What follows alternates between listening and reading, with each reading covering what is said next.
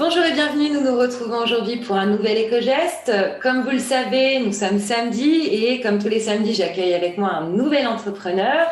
Aujourd'hui, nous avons le plaisir d'accueillir Perrine Gruya qui va nous parler d'un podcast qu'elle a créé. Bonjour Perrine et bienvenue. Bonjour Sabrina, merci de ton accueil. Alors Perrine, je vais commencer par te demander de bien vouloir te présenter en quelques mots, quelques phrases. Quel est ton parcours? Raconte-nous qui tu es. Eh bien, je suis agent de talent engagé au service de 3 transitions qui, pour moi, vont ensemble.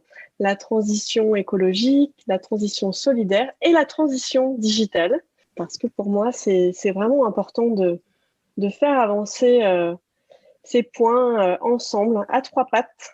Et je souhaite œuvrer au service de la transition des entreprises parce que je trouve qu'elles ont un rôle fabuleux aujourd'hui à jouer, un rôle politique. Et j'ai envie de mettre mon expérience d'entrepreneuse sociale, de recruteuse, de formatrice, d'entrepreneuse au service de l'accélération de la transition de l'économie.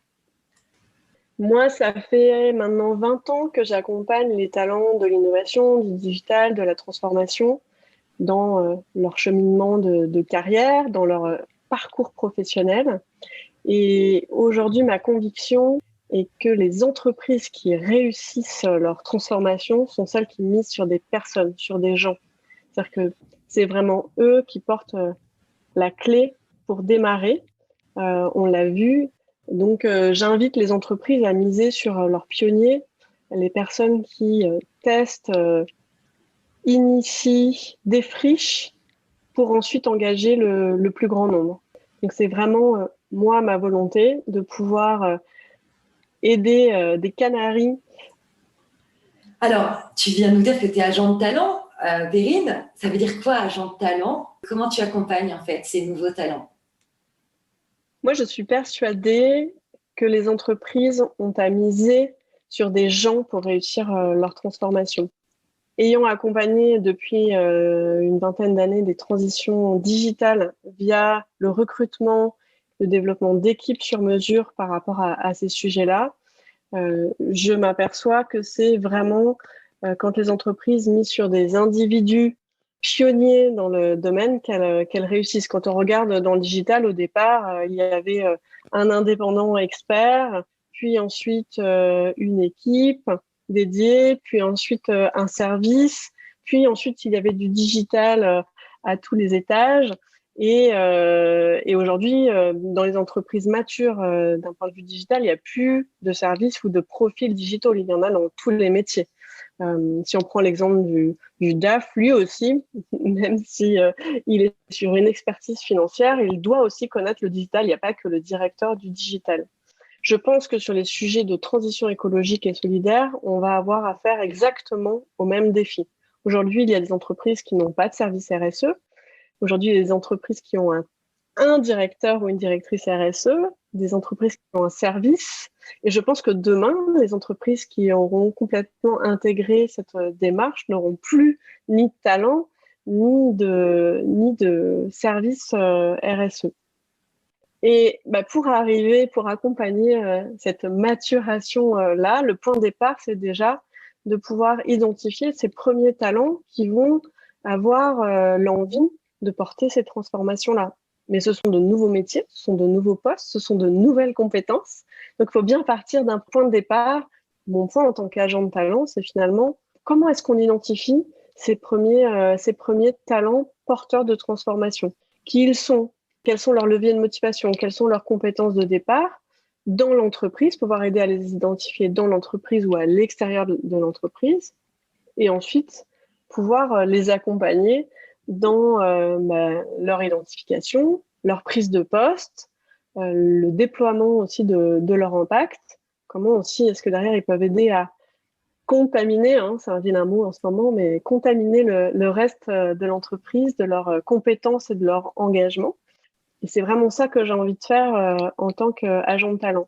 Et ce que j'ai pu voir aussi, c'est que les personnes qui accompagnent des transformations, souvent elles avancent par projet, par mission. Donc si on prend les postes qu'on appelait les Chief Digital Officers, qui étaient sur l'accompagnement de la transformation digitale. Souvent, ils avançaient par mission de 3 ans et ensuite changer soit d'entité, soit d'entreprise. Et à chaque poste, il s'agit pour eux de donner à la fois toute leur énergie, tout leur réseau, et de recommencer à nouveau de poste en poste. Donc pour moi, c'est des carrières qui s'accompagnent différemment. C'est-à-dire comment est-ce qu'on peut accompagner la mobilité de ces talents-là dans le temps sur des projets où ils vont avoir le plus d'impact, et en même temps, comment leur permettre de protéger leur énergie, leur réseau, leur engagement dans la durée. Et ça, c'est à la fois au service des talents et à la fois au service des entreprises. Et alors justement, cela t'a amené à créer un podcast. Est-ce que tu veux bien nous en parler de ton podcast Canary Call? Comment t'es venue l'idée? Eh bien, justement, dans cette quête de comprendre, d'identifier qui sont ces personnes qui vont pouvoir mener la transition écologique et solidaire des entreprises, j'ai eu envie d'aller à la rencontre de celles et ceux qui le font déjà en fait aujourd'hui, qui sont ce qu'on appelle des doers, qui ont déjà les mains dans la farine et qui sont en train de réaliser ça, soit en tant qu'entrepreneurs, soit en tant qu'intrapreneurs, soit des dirigeants d'entreprise, soit aussi des collaboratrices ou des collaborateurs qui font bouger les lignes à l'intérieur pour essayer de comprendre finalement d'où ils viennent, qu'est-ce qui a fait le déclic. Alors je parle de déclic, c'est souvent dans le temps quand même, c'est-à-dire qu'il y a un moment, il y a un passage à l'acte, mais c'est aussi ce que je veux montrer dans le podcast, c'est ces personnes, elles montrent comment elles ont fait et donc comment c'est possible, mais elles montrent aussi le cheminement. Et donc, je trouve que ça démystifie. C'est-à-dire que souvent, ça se fait pas, les transitions professionnelles comme ça ne se font pas en 2 semaines. Ça demande, déjà l'écoute de sa propre prise de conscience. C'est-à-dire que souvent, ce que je remarque, c'est qu'il y a une prise de conscience individuelle. Toi, tu as un podcast sur les éco-gestes formidables, je trouve, qui aident aussi à écouter, à enclencher ces prises de conscience et de passer de j'ai envie, je le sens, à je fais. Et donc, je pense qu'en termes de carrière, c'est la même chose. À un moment, j'ai une intuition, je fais, je sais pas trop pourquoi je fais. Et ensuite, il y a j'ai une prise de conscience, en fait. En fait, je suis en train de faire ça parce que ça a tel sens pour moi.